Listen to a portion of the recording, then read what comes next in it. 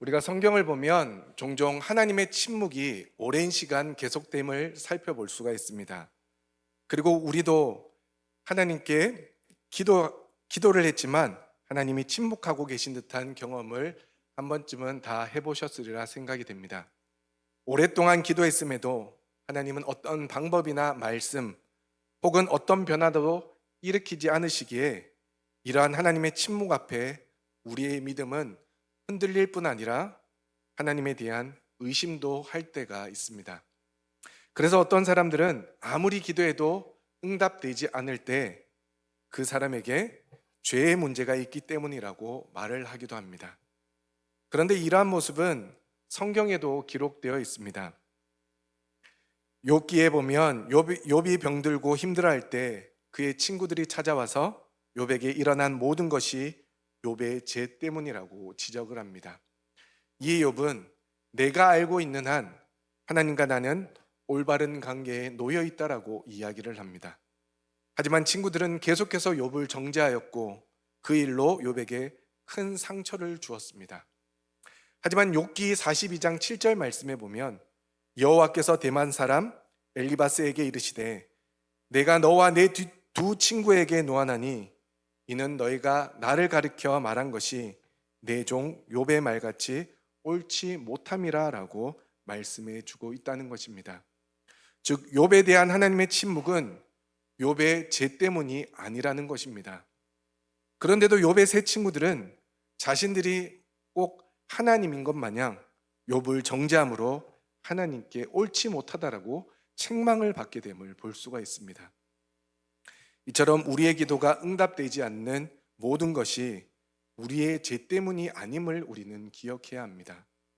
거기에는 분명한 하나님의 뜻이 있고 계획이 있음을 우리는 생각해야 합니다. 오늘 말씀도 마찬가지입니다. 마리아와 마르다의 간절한 소망에도 하나님은 침묵하셨습니다. 심지어 예수님은 오늘 본문 앞인 요한복음 11장 6절 말씀에서 나사로가 병들었다 함을 들으시고 그 계시던 곳에 이틀을 더 유하셨다라고 기록하고 있습니다. 나사로가 병들고 마리아와 마르다의 간절한 소망에도 하나님의 응답은 전혀 나타나지 않았고 심지어 예수님은 그 즉시 나사로가 있는 곳으로 오시거나 어떠한 말씀도 하지 않으시고 오히려 그곳에서 이틀을 더 머물렀다라고 말씀해 주고 있다는 것입니다. 그리고 그 결과 나사로는 죽게 되었습니다. 만약 마리아와 마르다가 이것을 알았다면 얼마나 허무하고 화가 나는 일이겠습니까? 그렇다면 이들에게 이러한 일이 생긴 것은 이들의 신앙이 나빠서 혹은 이들이 하나님 앞에 죄를 지었기 때문이겠습니까? 그렇지 않다는 것입니다.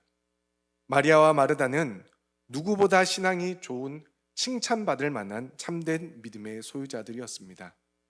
본문 앞 3절 말씀을 보시면 이에 그 누이들이 예수께 사람을 보내어 이르되 주여 보시옵소서 사랑하시는 자가 병들었나이다 하니라고 말씀합니다. 마리아와 마르다는 나사로의 병이 깊어져 그대로 두면 목숨이 위험할 것을 알고 예수님께로 사람을 보내었습니다. 그런데 나사로의 상태가 위급하다면 예수님께서 직접 오셔서 고쳐달라고 도움을 청해야 되는 것이 맞지 않겠습니까? 그런데 우리가 방금 살펴봤던 3절 말씀은 나사로가 병들었다라는 이야기를 전해 주었다는 것으로 끝이 나고 있습니다. 우리는 이 말씀을 통해 두 가지 가능성을 추측해 볼 수가 있습니다. 그 첫째는 예수님께서 베다니가 있는 유대 지역으로 돌아오게 되면 예수님을 적대시하는 유대 종교 지도자들로 인해 공경에 처하게 될지도 모른다는 예수님에 대한 배려 때문일 수가 있다는 것입니다. 예수님은 우리가 앞서 살펴봤던 요한복음 10장에서 유대인들에게 자신이 선한 목자이심을 밝혀주시면서 하나님과 자신이 하나임을 말씀해 주었습니다. 이에 유대인들이 예수님을 향해 신성모독죄라 하여 돌로 치려 할 뿐 아니라 예수님을 잡으려 하였기에 예수님은 급히 예루살렘을 떠나게 되셨습니다. 그런데 나사로의 병으로 인해 예루살렘과 약 3km 정도 떨어져 있는 베다니로 와달라고 부탁하는 것은 예수님께 큰 신뢰가 될 수 있다라고 생각했을지도 모릅니다.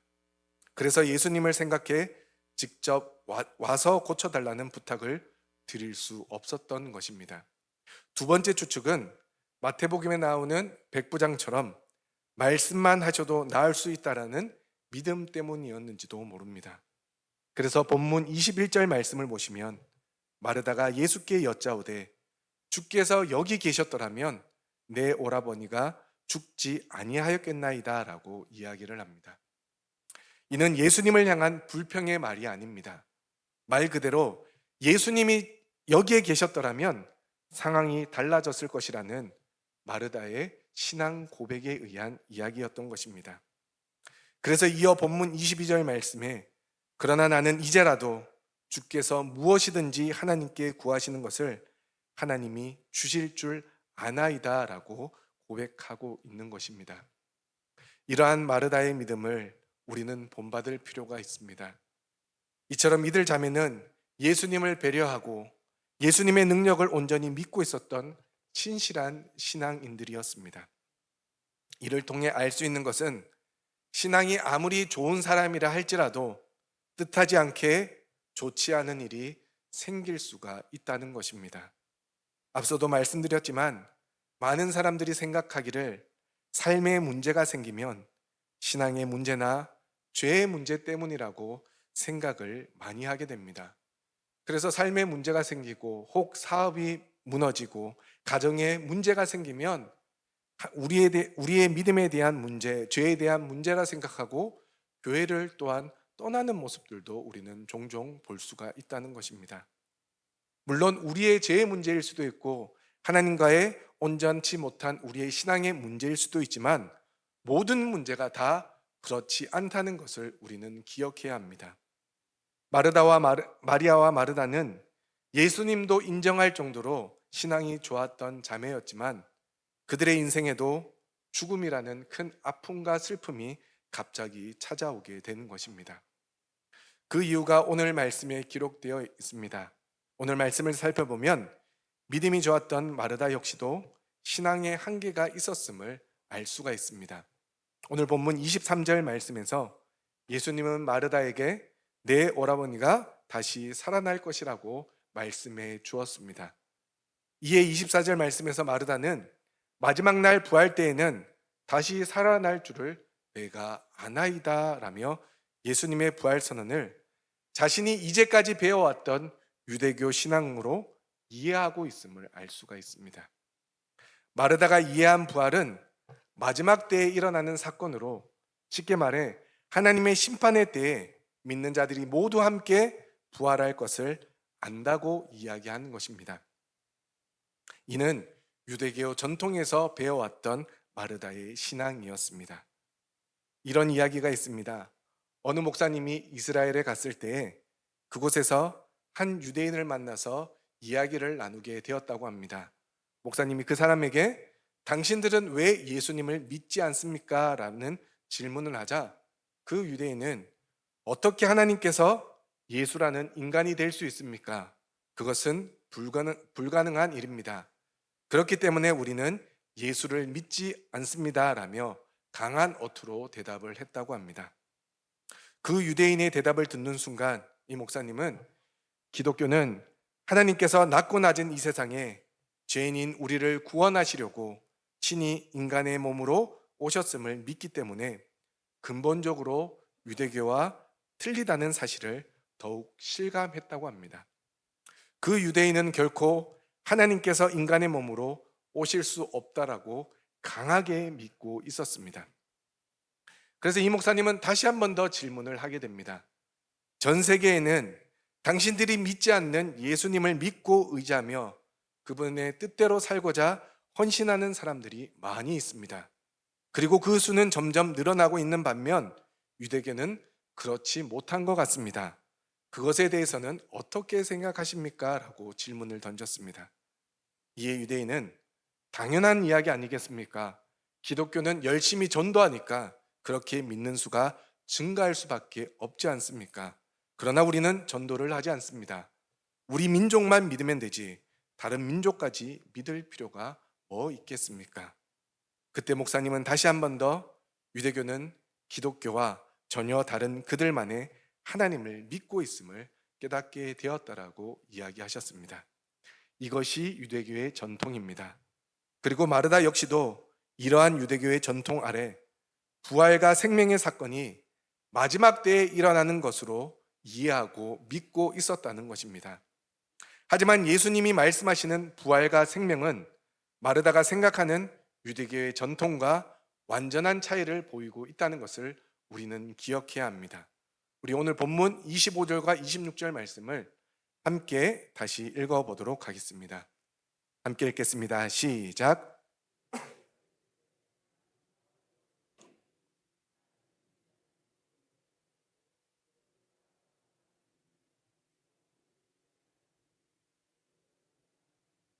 아멘. 사랑하는 성도 여러분, 이것을 믿으십니까? 제가 지난 상반기에 하나님을 경험하는 삶을 공부하면서 가장 크게 깨달았고 가장 크게 은혜 받았던 말씀이 바로 오늘 본문의 말씀입니다. 그 내용은 하나님을 경험하는 삶 교재에 기록되어 있는데 제가 그대로 한번 읽어 드리겠습니다. 오늘 말씀을 일어난 일의 순서대로 정리해 보면 이렇습니다. 요한은 예수님이 나사로와 그의 누이들인 마리아와 마르다를 사랑하셨다고 기록했습니다. 나사로가 죽을 병에 걸렸다는 말을 들으신 예수님은 그 마을에 가는 것을 미루셨습니다. 다시 말하면 마리아와 마르다가 그들의 오빠를 살려달라고 예수님께 청하였는데 침묵하셨다는 것입니다. 나사로가 병으로 죽어가고 또 죽었을 때까지 예수님은 응답하지 않으셨습니다. 그들은 나사로를 사랑한다고 말씀하신 예수님으로부터 응답받지 못했습니다. 예수님은 마리아와 마르다까지도 사랑한다고 말씀하셨습니다. 그럼에도 불구하고 응답하지 않으셨고 끝내 나사로는 죽었습니다. 그리고 나사로의 장례식이 모두 마쳤습니다. 그들은 나사로의 시신을 펴고 무덤에 넣고 돌로 막았습니다. 그럼에도 여전히 하나님은 침묵하셨습니다. 그리고 그때 예수님께서 제자들에게 가자라고 말씀하셨습니다. 예수님이 도착하셨을 때 나사로는 죽은 지 나흘이나 되어 무덤 속에 있었습니다. 마르다는 예수님께 여쭈었습니다. 주께서 여기 계셨더라면 내 오라버니가 죽지 아니하였겠나이다. 그리고 이 말씀을 묵상한 교재의 저자인 블랙가비 목사님은 이 말씀을 읽고 이렇게 고백합니다. 맞다. 내가 왔더라면 내 오라비가 죽지 않았을 것이다. 내가 병자들을 고치는 것을 내가 여러 번 보았기 때문에 너는 내가 오라비를 고칠 수 있다는 것을 알았다. 내가 구하는 시간에 내가 왔더라면 네 오라비를 고쳐 주었을 것이다. 그러나 그랬다면 너희들은 나에 대해서 너희들이 이미 알고 있는 것만큼 밖에는 알지 못했을 것이다. 나는 너희가 나에 대해서 이미 알고 있는 것보다 더욱 깊이 알 준비가 되어 있음을 알고 있다. 나는 너희들이 내가 부활이요 생명임을 알게 되기를 원한다. 나의 침묵은 너희를 저버리는 것이 아니었다. 그것은 너희가 지금까지 전혀 몰랐던 나 자신을 너희에게 보여주려는 기회였다라고 기록하고 있습니다. 여러분, 이 말씀이 의미하는 것이 무엇이겠습니까? 마르다는 지금까지 유대교 전통에 따라 부활과 생명은 마지막 때에 일어나는 것으로 알고 있었지만 예수님께서 그들의 필요에, 그들의 요청에, 그리고 그들의 간구에 침묵하셨던 것은 유대계 전통에 따른 가르침에서 벗어나 예수님이 부활과 생명이 되신다는 사실을 알려주기 위함이었다는 사실을 우리에게 알려주고 있다는 것입니다. 그러므로 부활과 생명은 마지막 때에 먼 미래에 일어나는 사건이 아니라 예수님이 부활인 동시에 생명이기에 예수님을 믿는 그 순간 바로 지금 여기에서 부활과 생명이 일어날 수 있다라는 것을 가르쳐 주고 있는 놀라운 사건의 말씀이라는 것입니다. 예수님을 믿는 것은 먼 사후 세계를 준비하기 위함이 아니라 쉽게 말해 천국에 들어가기 위해서 예수님을 믿는 것이 아니라는 것을 우리에게 알려주고 있다는 것입니다.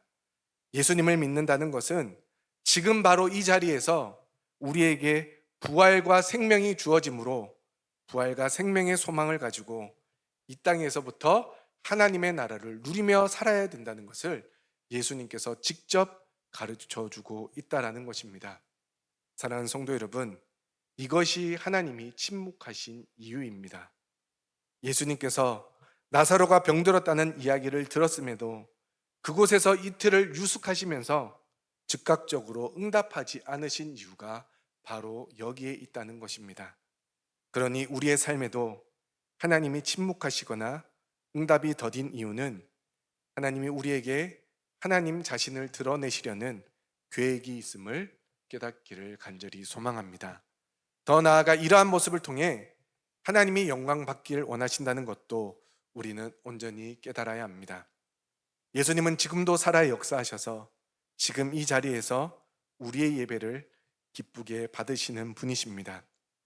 그리고 이 예배 자리를 통해 지금 이 순간 예수님이 부활이요 생명임을 우리가 온전히 깨닫길 원하고 계십니다. 그러니 마리아와 마르다처럼 우리의 신앙이 아직도 내 생각으로 가득 차 있지는 않는지 점검하시고, 그래서 더욱더 겸손히 하나님만을 의지할 수 있는 믿음이 되어지시기를 소망합니다. 더 나아가 이들이 경험했던 죽음의 슬픔이 우리에게도 동일하게 나타날 수가 있다는 것입니다. 하나님이 침묵하시는 것 같고 하나님이 외면하시는 것 같은 일도 충분히 경험할 수가 있습니다. 저는 목사이지만 이러한 경험들을 많이 했습니다. 기도를 열심히 했음에도 하나님이 오랫동안 침묵하시고 응답하지 않으실 때도 많이 있었습니다. 그럼에도 지나고 보면 하나님이 그 일들을 다 이루어 놓으신 것을 지나고 나서야 깨닫고 그 모든 것이 하나님의 은혜라고 이야기를 한 적이 참으로 많은 것 같습니다. 얼마 전에도 저희 가정에 아이들이 아프기 시작해서 저희 아내까지 3명이서 갑자기 너무 아파서 아이들의 열이 39도까지 올라가고, 그래서 굉장히 걱정을 했던 적이 있습니다. 그리고 저희 둘째 아이는 그 열로 인해서인지는 잘 모르겠지만 자다가 일어나자마자 구토를 하는데 속에 있던 모든 것을 다 개어내고, 그것이 저희 막내 아이들에게 그리고 저희 아내에게까지 계속 전염이 되더라고요. 그래서 저희 아내가 계속 끙끙 앓으며 요 며칠을 지냈습니다. 저는 남편으로서 그래도 괜찮은 남편이라고 자부심을 가지고 살아왔는데, 제가 아이들을 위해서, 아내를 위해서 할 수 있는 일이 너무나도 적음을 이번에 절실히 깨달았습니다. 아이들을 위해서 밥을 해주려니 재료가 어딘지 모르고 무엇을 해야 될지 몰라서 전화로 배달만 시켜 먹었습니다. 어찌됐든 그런 일들을 경험하면서 제가 처음으로 저희 아내의 머리에 손을 얹고 기도를 해주었습니다. 너무나도 힘들어하길래 그래도 제가 목사님 내가 기도해 줄게 하며 기도를 했습니다. 그런데 아이들에게 기도할 때는 담대하게 잘 했습니다. 그런데 저희 아내한테 하려고 하니 굉장히 민망하더라고요. 부끄럽더라고요. 그래서 내가 기도해 줄게 그래 놓고 속으로 기도했습니다. 제 아내는 제가 기도한다고 하니 기도할 자세를 준비하더라고요. 근데 저는 부끄러워서 속으로 기도했습니다. 그리고 속을 한참을 웃었습니다. 여러분들, 우리는 하나님을 잘 믿는다고 하는 것 같지만 때로는 어려운 일을 당할 때, 그리고 힘든 일을 당할 때 우리의 믿음이 너무나도 연약하다는 사실을 매번 깨닫지 않습니까? 그런데 제가 기도를 했음에도 불구하고 이번엔 저희 아내가 빨리 낫지 않더라고요. 그러면서 계속 그냥 낫기를 원한다고 이야기를 하면서 스스로 계속 기도해 주었습니다. 그러면서 하나님, 지금 저희 가정에 일어나고 있는 이 어려움들이 무엇 때문인지를 계속 기도했습니다. 그리고 이 말씀을 준비하면서 이렇게 우리에게 어려움이 있었던 것도 하나님이 우리 가정에 하나님이 어떤 분이신지를 다시 한 번 더 깨닫게 해 주시려고 하시는 그 기회구나라는 것을 말씀을 준비하면서 다시 한 번 더 깨닫게 되었습니다. 사랑하는 성도 여러분, 여러분들 가정에 혹은 여러분들의 삶에 여러 가지 어려움들이 있습니까? 그 모든 것이 내 죄 때문이 아니라 나의 연약함이 아니라 하나님이 우리에게 하나님 자신을 알려주기 위한 기회임을 우리가 깨닫고 다시 한 번 더 열심히 하나님께 기도할 수 있기를 소망합니다. 그러면 하나님이 우리에게 찾아오셔서 나는 부활이요 생명이니 나를 믿는 자는 영원히 죽지 아니하고 살아서 믿는 자도 아, 나를 믿는 자는 죽지 아니하고 그리고 영원히 살 것이라는 이 말씀을 우리가 다시 한 번 더 우리의 신앙으로 깨닫는 것이 아니라 하나님의 말씀으로 온전히 깨닫는 은혜가 주어진다는 사실입니다. 하나님이 우리에게 자신을 드러내기 위함, 그것으로 인해 그 모든 슬픔 가운데 참된 기쁨과 온전한 믿음을 더해 주시기 위한 하나님의 계획임을 우리가 날마다 깨달으셔서 우리 오늘 본문 27절 말씀에 기록된 말씀이 우리의 신앙 고백이 되어지기를 간절히 소망합니다. 우리 끝으로 앞에 자막을 보시고 27절 말씀을 함께 읽어보도록 하겠습니다. 27절 말씀 함께 읽겠습니다. 시작.